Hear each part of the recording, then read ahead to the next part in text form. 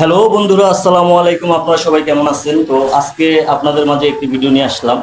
তো আজকের ভিডিওতে থাকছে একটি প্রোডাক্ট।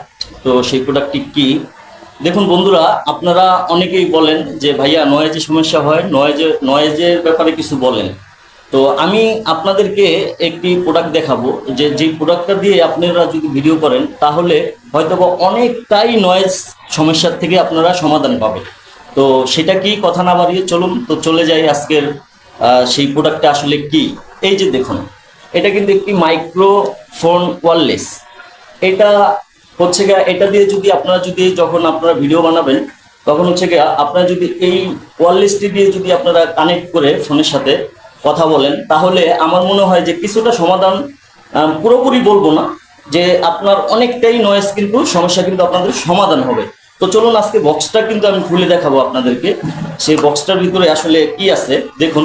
এই যে একটি ওয়্যারলেস, এটা হচ্ছে ওয়্যারলেস। এটা আপনারা অনেক দূর থেকে আপনারা চাইলে এটা দিয়ে আপনারা ভয়েস করতে পারবেন, কথা বলতে পারবেন। তো এটা থেকে আপনারা কিন্তু নয়েসের যে প্রবলেমটা হয় সেই প্রবলেমটা কিন্তু আপনাদের সমাধান হবে কিছুটা হলেও। আমি পুরোপুরি বলবো না, কিছুটা নয়েস কিন্তু আপনারা সমাধান করতে পারবেন, সমস্যার সমাধান করতে পারবেন।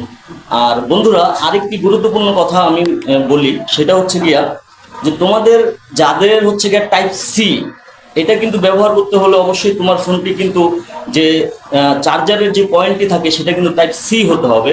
যে এই যে দেখো আমার হাতে যেটা, এটা কিন্তু একটি চার্জারের তোমার যে মানে টাইপ সি যে চার্জ করো, সেই চার্জারের হচ্ছে গিয়ে তুমি যে চার্জারের লাইনটা যে ফোনে যে কানেকশন দাও, সেম কিন্তু এটা কিন্তু সেই চার্জারের মতো। তোমার অবশ্যই তোমার ফোনে দেখতে হবে তুমি যে অ্যান্ড্রয়েড সেটটা যে ব্যবহার করো সেই সেটটার ভিতরে তুমি যে চার্জ করো সেই অবশ্যই সেটা টাইপ সি হতে হবে, কারণ টাইপ সি না হলে কিন্তু এটা ব্যবহার করা যাবে না। এটা কিন্তু ভালোভাবে দেখে রাখো বন্ধুরা।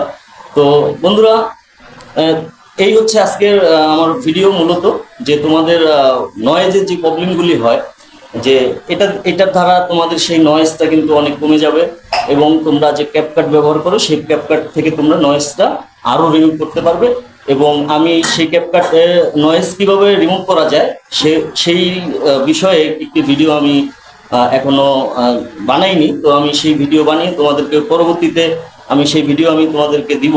তবে আজকে এই পর্যন্ত। কি তোমরা এখনই যারা আমার ফেসবুক থেকে যারা দেখছো, এখনই যারা ফলো দেওনি তারা আমাকে ফলো দেও, আর কমেন্ট করবে, অবশ্যই মতামত জানাবে।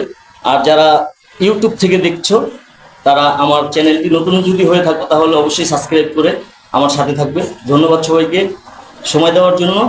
আসসালামু আলাইকুম।